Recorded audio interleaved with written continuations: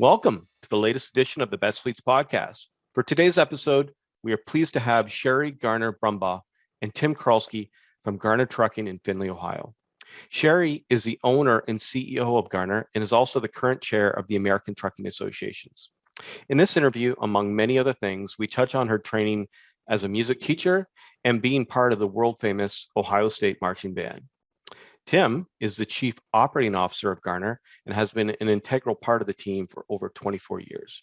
Of note, Tim himself is an accomplished musician and is an active drummer in a rock band.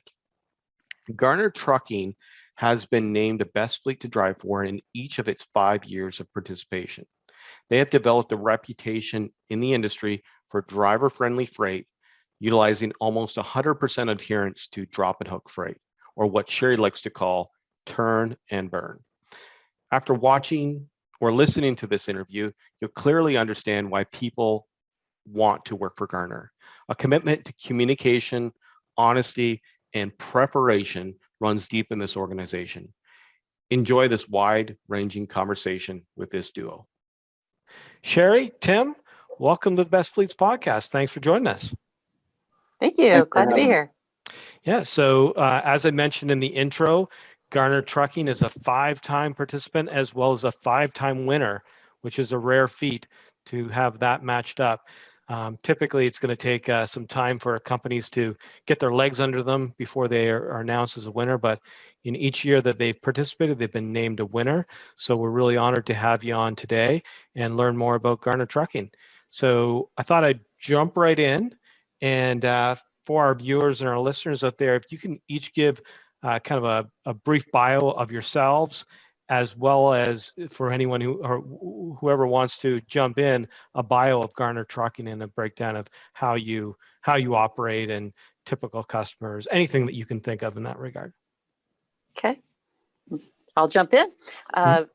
So I am a second-generation trucker. So Sherri Garner Brumbaugh, my parents, Vern and Jean Garner, established Garner Trucking. I actually started as Vern Garner Trucking, my father's name, in 1960. And they started with one truck here in Northwest Ohio. My dad did the trucking and the wrenching, and my mom was the back office. She did the accounting. She dispatched.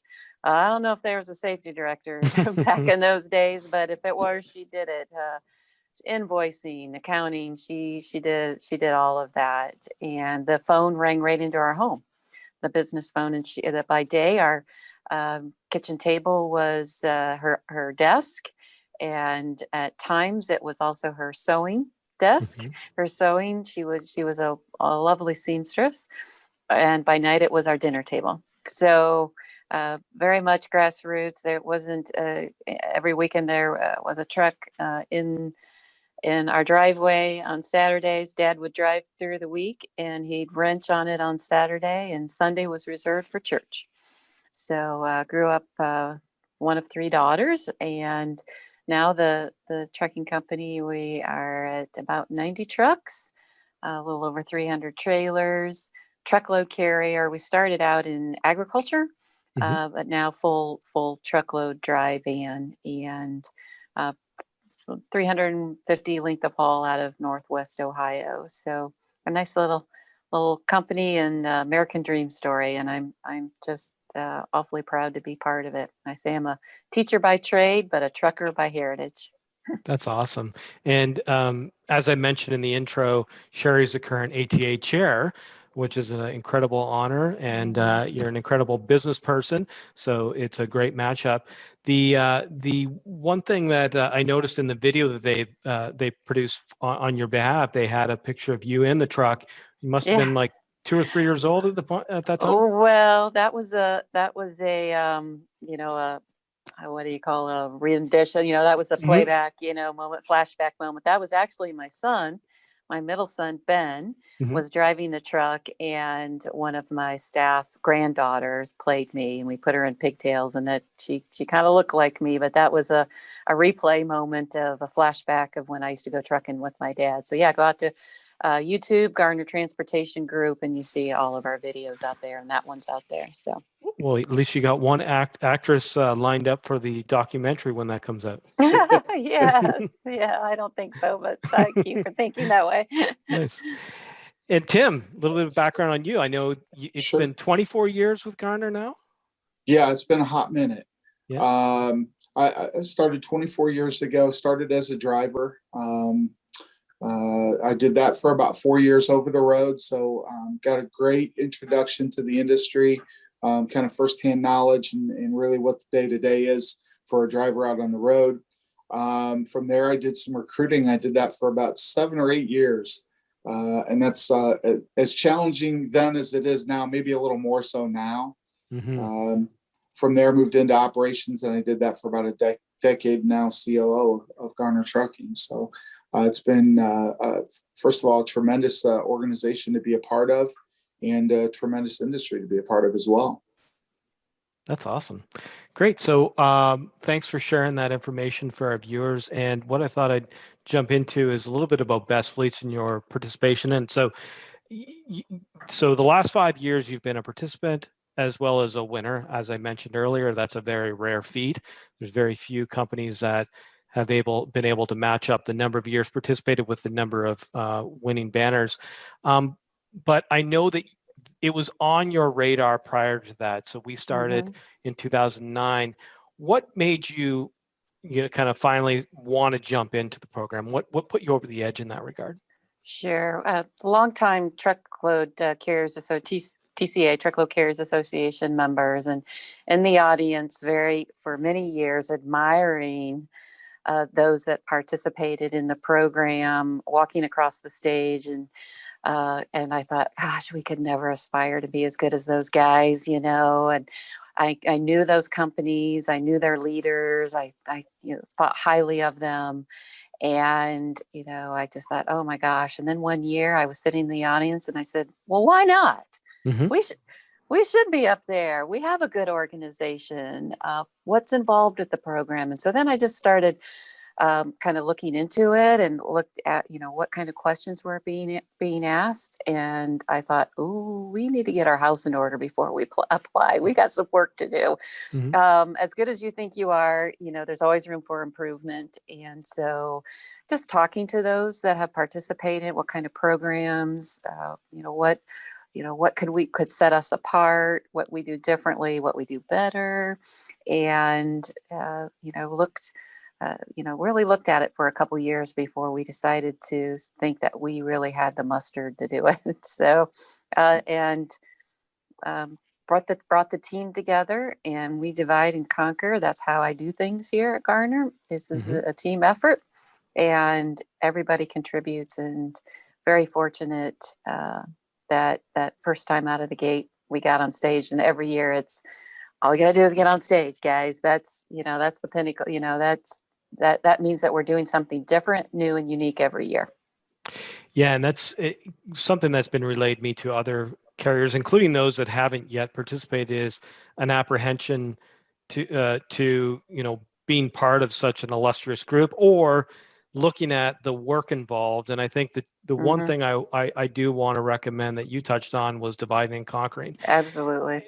We'll have situations where the CEO or president will take it on themselves to complete their application and leave it up to the last minute. And the issue with that is, even though you're the CEO and president, you may not know the necessary detail on that particular question or program, and it leaves a lot out that may not even be captured in the interview. So divide and conquer, and don't be scared, and definitely don't worry about size of carrier. We have companies as small as this year 13 trucks competing in the program, all the way up to prime perennial participant at 8,000. So two really good recommendations that I got out of that. Well, and how you have it how you have it segregated is that it really speaks to the disciplines of a trucking organization, and you have champions in each of those disciplines. And this is an opportunity for them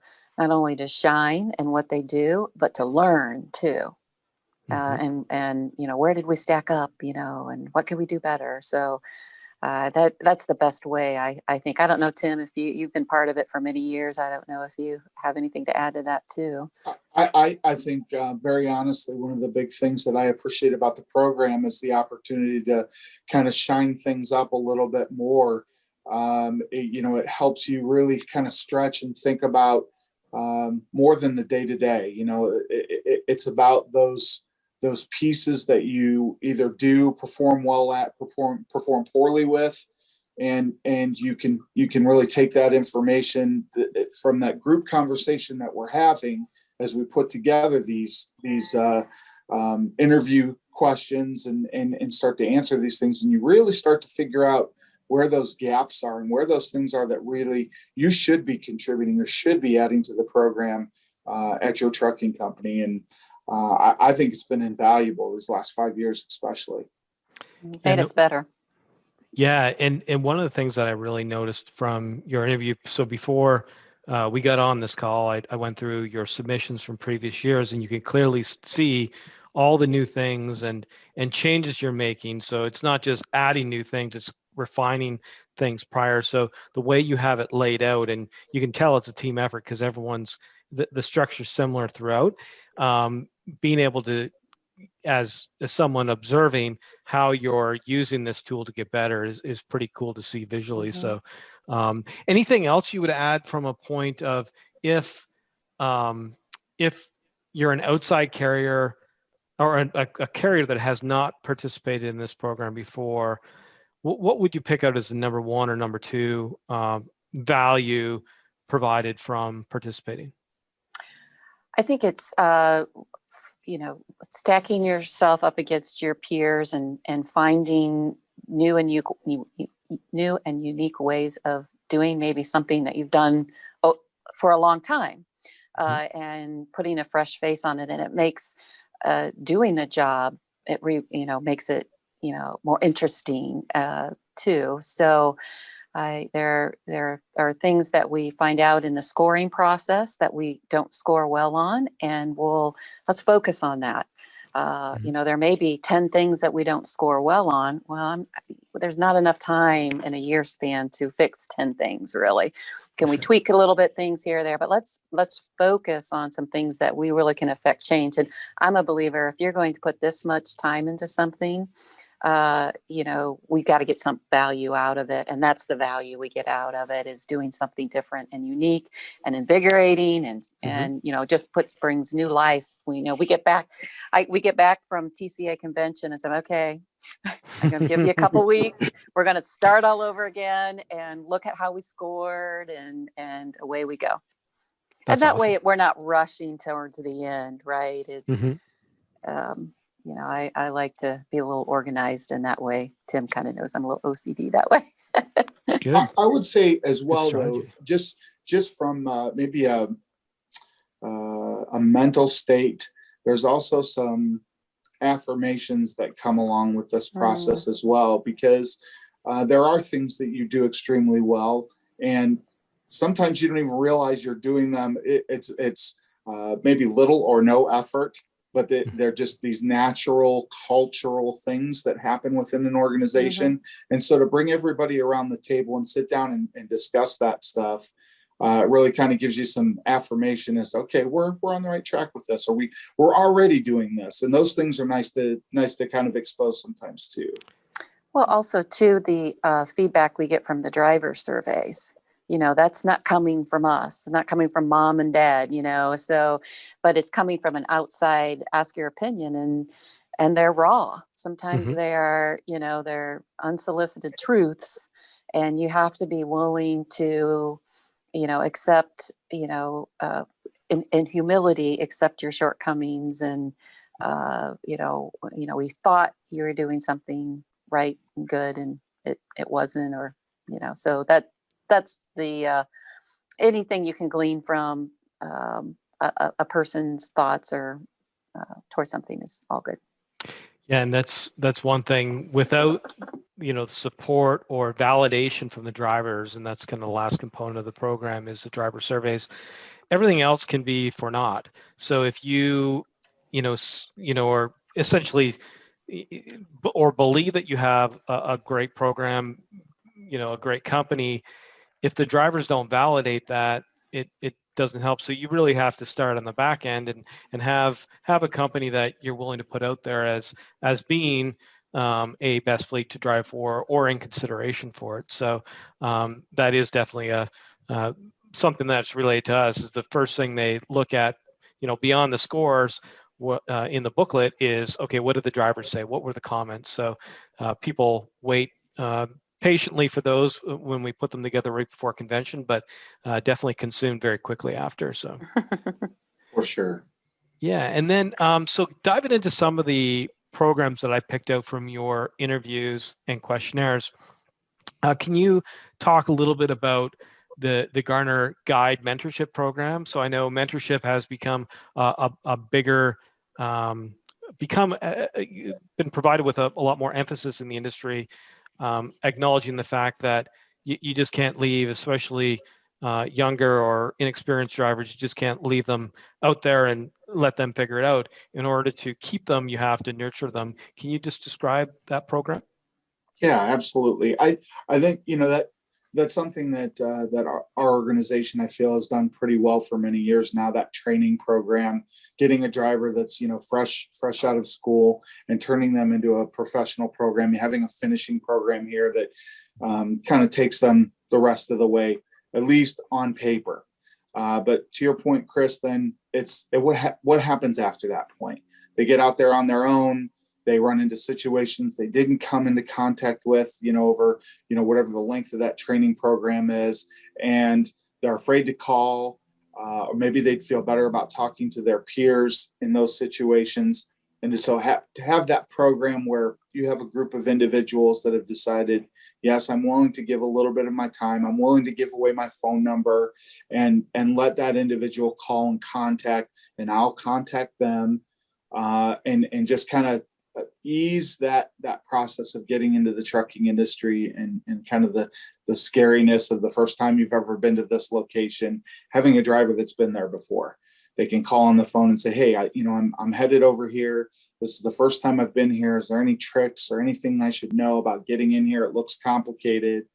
To be able to kind of have those boots on the ground that say, yep, I've been there before. Here's what you do. Here's how you handle things. The shipper or the receiver, there's an individual behind the counter there that's very helpful. Go ask for them, whatever weird nuances a customer might have at either the pickup or delivery end, or just, questions through trip planning or paperwork, to have that outside outlet to be able to answer those questions and give some guidance above and beyond the staff, which they may be intimidated to approach. They might be afraid to call the dispatcher and say, hey, look, I'm not sure about this place. Can you help me out? But from peer to peer, driver to driver, it makes that process, I think, a little bit easier. And so is that a mandatory program for new drivers to participate in? So are they assigned someone and are they expected to, talk to on a regular basis, or is it more informal and up to their discretion, for lack of a better term? No, they're assigned a mentor. Mm-hmm. With that obviously comes the responsibilities from the mentorship side that they need to meet. But again, just like the training side of things, you have to have very special people that are willing to do that. And so we're pretty selective about that side of things as well. So that we've got individuals that are willing to give some guidance and some kindness and be patient with some new people in the industry. But everybody gets a mentor. That's awesome. I will, if I could share too, one of my pet peeves in my organization early on is when I would hear, if I wouldn't have done that if you would have told me, or if I would have known that I could have, if you would have told me to go there, I would have done that. Or, it was that this gap of information. And, that's just another way that we're trying to fill a gap of someone safely getting into where they need to be, finding a safe place to park. If there's any, what we've talked a lot this last year about anxiety, anxiety, because there's a lot of that out there on the road with what's For sure. going on with what our drivers had to be involved in this last year. And, just reducing that anxiety and making, especially for the new driver and experienced driver. And it's one of those communication pieces that a seasoned driver can say, because, the idea is the trainer's going on to the next one, right? Mhm. And so we need to have handoff. And so that mentor said, it's okay. I've been there before. I know how you feel. Because, I've not been to all of our customers, but our mentors have. They ease those tensions. Yeah, and I think it's part of is the wording. Mentor is different. Mentor, you don't typically just move on from a mentor. You have them for Mm-hmm. life. Mm-hmm. Whereas trainers, it just would appear, or based on my experience, there's a finite time you're connected to them. So that I definitely think there's a lot to be said for using those words in addition to having a strong program. So that's a good point. And then that's one thing as well that I noticed you touched on the anxiety and the pandemic, referring to the pandemic.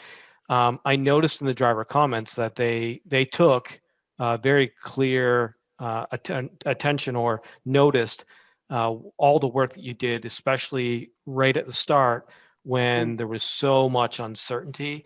So you ramped up your communication, Mm-hmm. that you launched the podcast or ramped up the podcast. Anything of note that you'd want to bring up in that regard? Well, Tim did one of the programs that we saw happening with our peers in the program was a town hall and or another communication piece, and Tim created the town hall. Talk to the town hall. That's become a really good communication piece. Yeah, actually, we're in the throes of working on the next one, which will be Monday. But we really felt that on the onset of the situation last year, that there was going to need to be some extra arms around the situation, another leg of communication. As everyone's kind of sealing their doors and saying, no, don't come in, that sort of thing.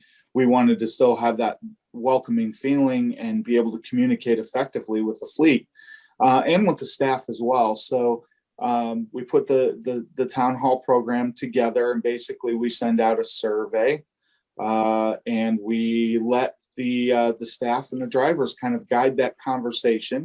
It includes all of management and ownership, and we each kind of take our respective roles. So as the questions or topics come in, the things that they want to discuss come in, we start to formulate that program and assign those duties to who's going to respond to what, and how we're going to approach those conversations. And then we try to leave a very open format throughout the whole event so that drivers and staff are able to make contact during the event. We have one person that typically MCs it, and that individual will take the questions that are happening in real time and get those out to the appropriate person so that we can give those answers and provide them live. And then we typically will close with comments from either myself or from Sherri on the state of the company and the state of the transportation industry as well. And that just the timing was, I don't want to say it was perfect because nothing really been perfect here this last year, but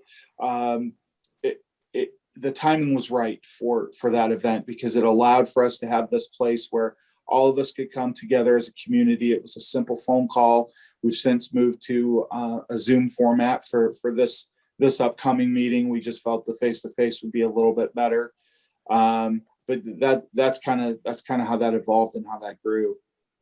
Well, kudos, because it definitely was noticed or didn't go unnoticed in the driver comments for this year's Best Fleet. So I think you have a great program going in that regard. Yeah, kudos to Tim. Just a little caveat to that. So we started doing videos when we kind of we couldn't allow foot traffic coming in here. So we started doing videos, and each department did a video. And every Friday we would send a communication out video, YouTube, and we put it through all of our channels and emails and all of our media contacts. And they drivers really looked forward to that. And we kind of ramped those back after things calmed down a little bit. And then we kind of got into some kind of the sillier kind of things, and I mean, it was just, someone holding a cell phone, and we were, just trying to lighten things up, and the the crazier it was, or the sillier, or the more awkward it was, the better they liked it. And then we stopped them, and they're like, "Where's the video?" Yeah. So we Wait till still do season them from 2. time. Yeah, we still do it from time to time. But yeah. That's awesome. And I love seeing companies exercise muscles that, maybe they hadn't in the past. Mhm. And it could be as simple as starting to do more videos or starting to do multimedia stuff. So that's awesome. Love to hear that. The one thing I did want to touch on is driver advisory boards, driver advisory Mhm. councils. Companies have different names for them, but it really is a feedback loop.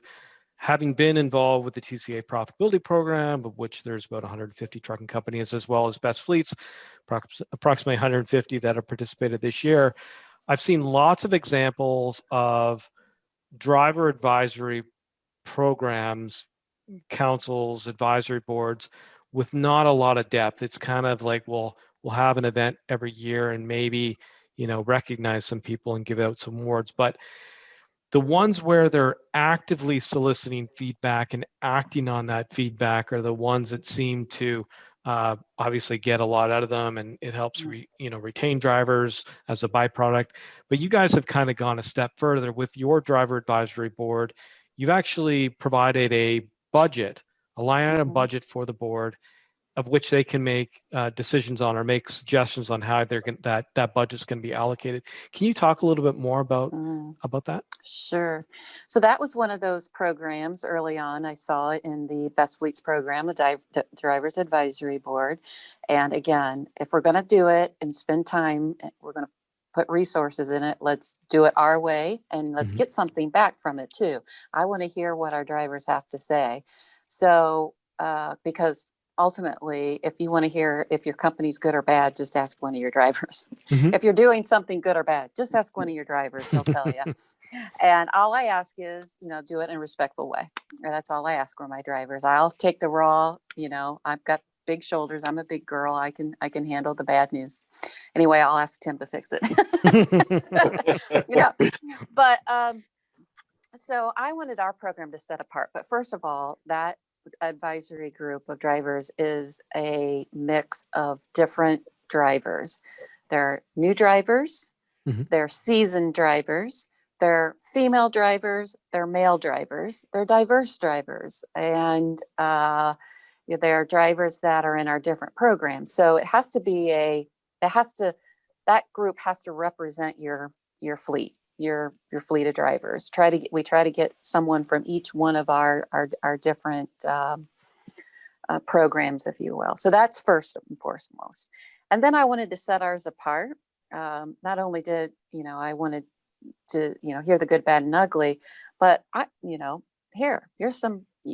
I'll give you some money, and if there's something you need to make your life better, to benefit your peers out there, I could buy a bunch of stuff that I think is good that will benefit you, and it may not. So here, let me give you a budget. And it's been really unique to see, because we'll bring different things to them. What was the one?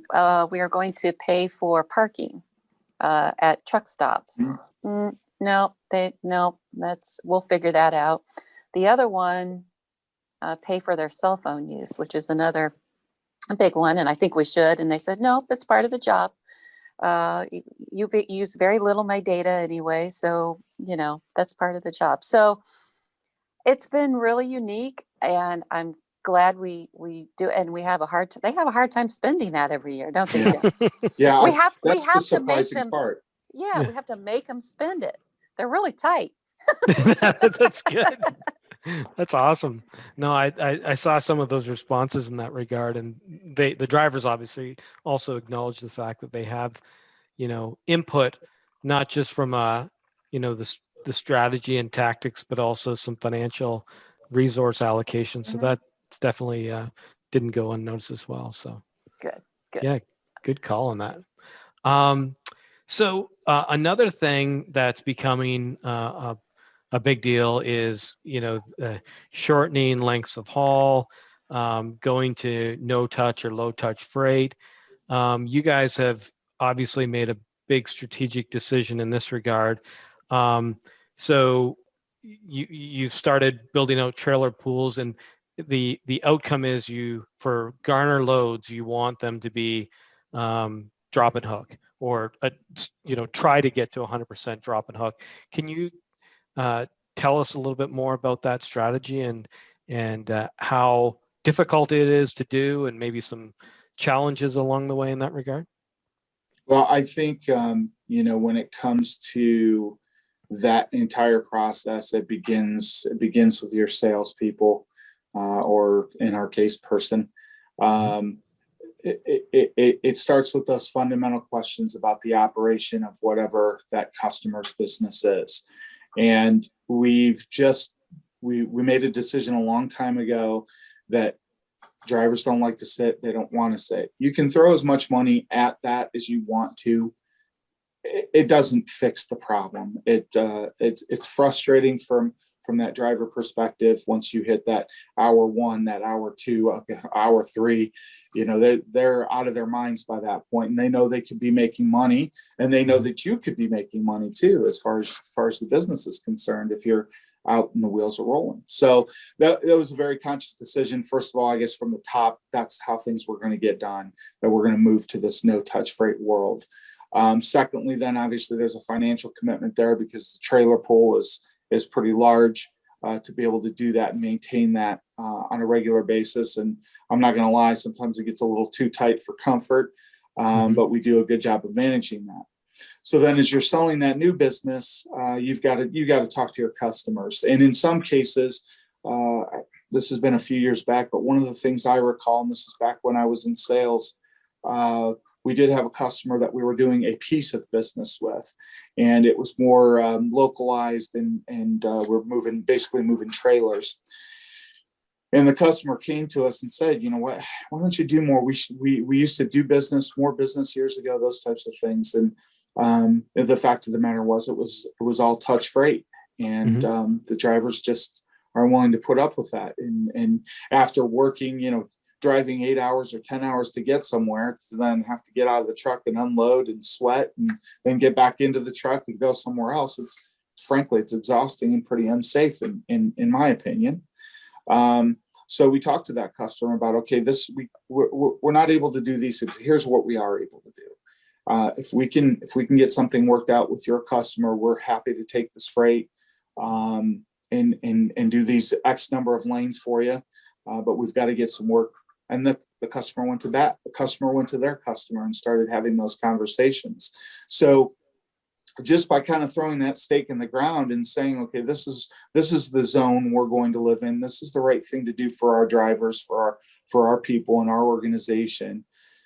It snowballed from there, because that customer had at least enough respect and wherewithal to understand that we wanted to do business, but here's what it's going to take to do that. And they were willing to go and take the necessary steps to talk to their customer to get those issues resolved for us.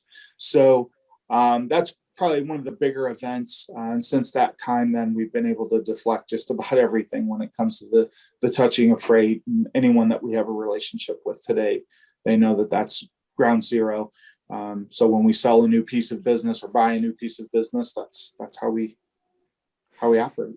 Yeah, and there was 6 references to that in the last driver survey for Best Fleet. So out of the people that responded, so again, definitely didn't go unnoticed. But can you talk a little bit more about maybe the operational discipline with managing trailer pools that didn't present themselves prior to that? So do trailer turn, trailer miles become an important KPI? Can you talk a little bit about that? It's a great question.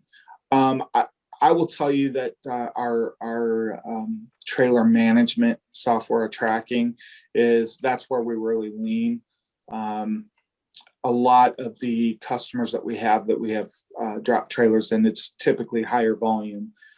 So that can be a little easier to manage when you've got significant amounts. It's where you get into the smaller customer, the deliveries that are less frequency, and that's where you really have to pay attention to not only that trailer's moving, but even in a larger pool where the buildup's at, and be ahead of that. Balance. So that's where that reporting really comes into play, that we can take a look at and say, okay, we've got these units. This unit's been sitting for X number of days, and we can get that thing moving. Or if the pool's too large, we can send a piece of equipment in there to get it out of there and move on. I'm a firm believer that there's not really anything in trucking that's rocket science. And this is one of those things that you have to be attentive to it, and you have to work at it each and every day. For a company our size, maybe that's a little more difficult. I don't know. We've been tracking trailers for so long, it's just kind of second nature at this point to us. But it's an important part, because you've got to keep those pools fluid, and keep, you've got requirements to meet too, customer demands that have to be met. So that's really how we handle it. Yeah, I'll add too that it is in our pricing model too, and we have conversations with customers about, wow, we're dropping, there's cost to that, and so there's a benefit too, and you highlight those, and the other point I will make too is, our salesman will call Tim or myself and say, we have an opportunity. The customer wants us to take this over because the carrier on it now is failing. And it's like, okay, all right. So what makes it that Garner won't fail if we take that over? What part of the piece of that is happening that we potentially could fail too? And so asking those questions on the front end too, that, we're successful because of a lot of our drop and hook situations, because being able to be flexible with that driver and with their hours, and having that discipline and experience to say, well, if that one's failing, what are you hiding from us? Yeah, exactly. Yeah. What else is there to the story? That always is the red herring. I'm like, okay, it just makes me want to. Yeah. Nice try. Yeah.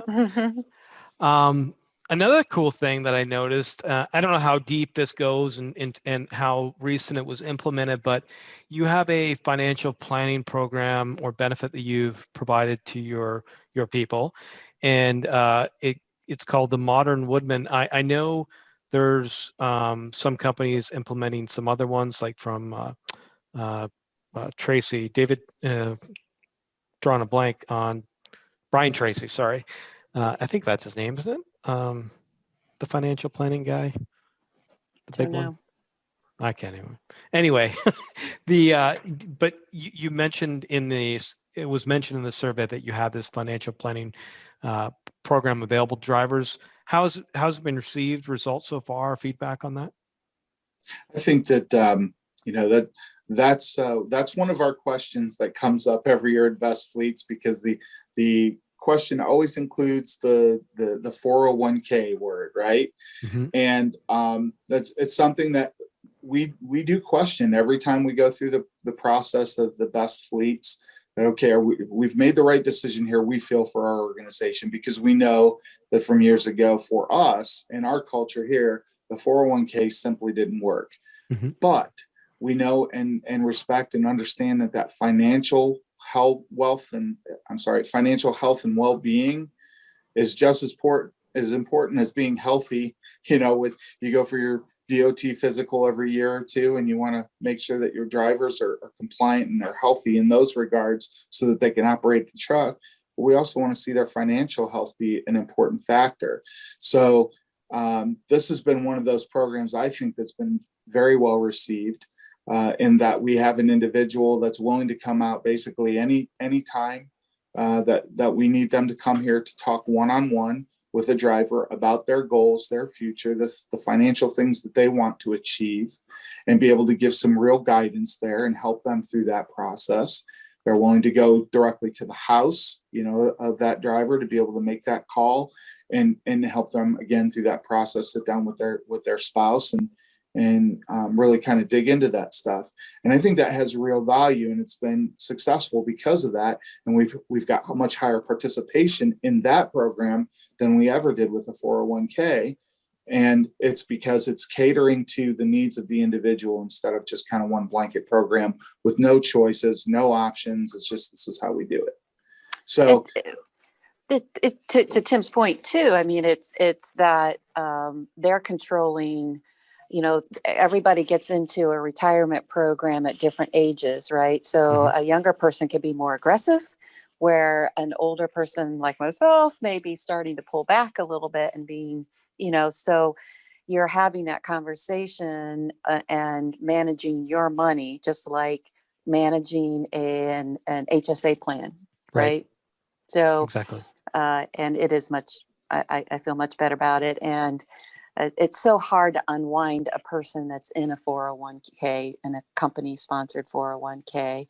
And as much as, it isn't they are able to do a payroll deduct, they specify the amount and what I can't contribute to it, but if they choose not to continue their employee with Garner, they can take that with them wherever they go. Right. They've already started it. But it is a tentacle to keep them here, because it is a nice program, because it's the counseling comes with it. For sure. And that could be equally as important, because it's all about habits when it comes to that. Very cool. So diversity is a big topic in the industry, diversity and inclusion.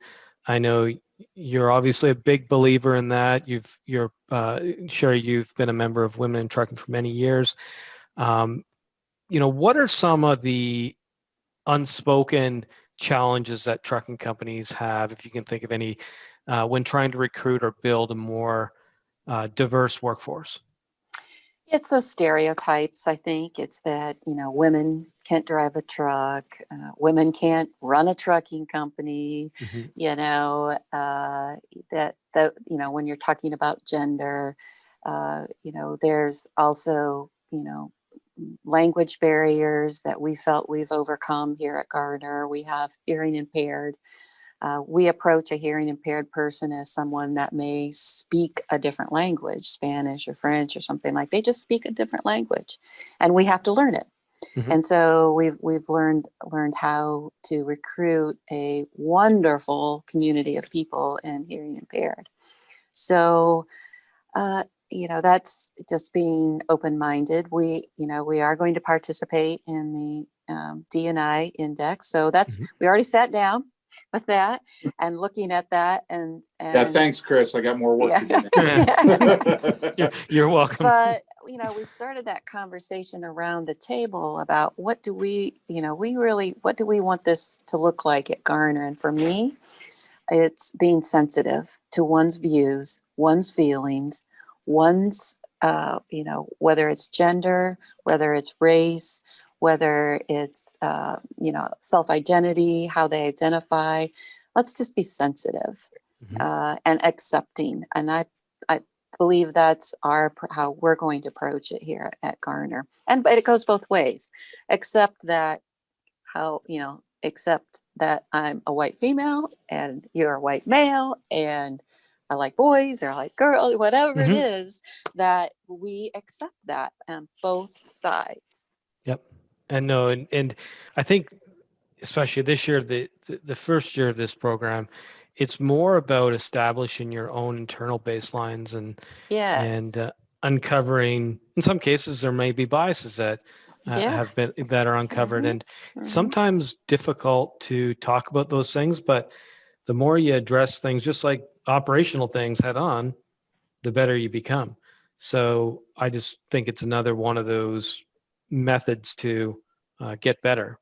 And as we know, we need a more diverse workforce, and we need more of a workforce. So this can't help but I think it's a simplified. I love the movie Blindside. Right, Blindside, right? Yep. And when they keep calling him Big Mike, Big Mike, Big Mike, And she says, tell me something about yourself. And he says, I don't like to be called Big Mike. Oh, didn't realize it. So from now on, we're going to call you Michael. And it's one of those things you don't know unless you ask. And you keep hurting someone's feelings, and it's unintentional. Hopefully it's unintentional and you can fix it before it's broken. Mm-hmm. You absolutely have to just be willing to accept those things. Yeah, I agree with that. I like that analogy, by the way, Sherri, because it's true. You do things unintentionally, or you think someone appreciates or is jovial about, and they're simply not. It's not something they appreciate.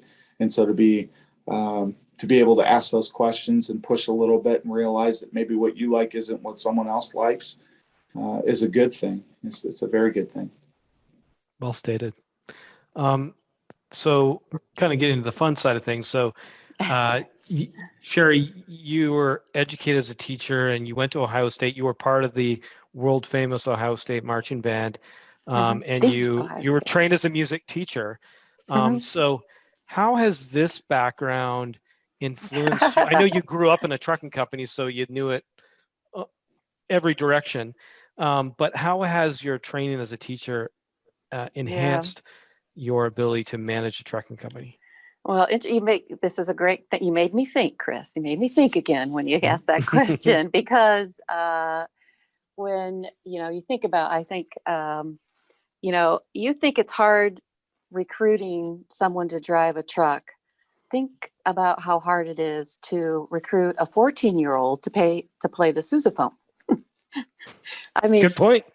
Tough gig. It's a tough gig, and that's, as a band director, I was trying to recruit kids all the time into band, and now I'm trying to it's like this, I've gone to this parallel universe, right? So being a band director is very similar to being leading a trucking company or being a leader of different organizations, but it's I think the part of being the teacher, and although my father ran a lovely company, I have a wonderful legacy.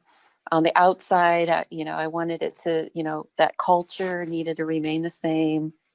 The family orientation remained the same, and I believe that has remained the same here at Garner. But the nuts and bolts run a little differently. Of Garner, and that's behind, that's in the conference room, that's in reporting, that's in how I delegate, and not everybody has to see that, but the inside is different. And I think that comes from that teaching background, training, teamwork, and communication. I think all those things have come from that teaching background.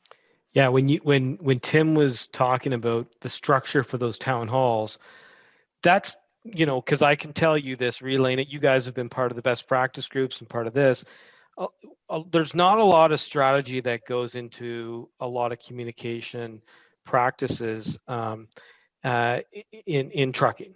But you can tell just on that alone that there's structure involved. When I think of structure, I think of, preparing for a class, putting together the class plan. And that doesn't just make you guys more efficient and more organized. The drivers see it. They see, hey, these people are investing their time. They're not just throwing things at the wall.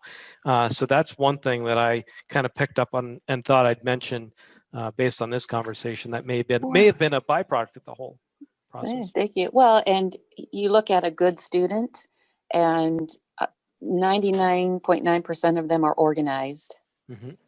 That's how they are a good student most of the time. Yep, absolutely. Very good points. Well, to close things off, I have a couple one question and for each of you. And if you can just relay to our viewers and listeners your number one and perhaps number two best business decisions you've ever made. And they don't have to necessarily be in trucking, but can you share that?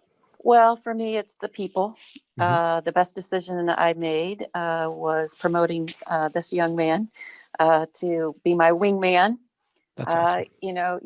You have to surround yourself by talented but more importantly, caring and capable people. And if they care about what they do, as much as I love teaching, the last 2 years of my teaching gig, it took everything I could to get up and go to work because I knew those kids relied on me to be there.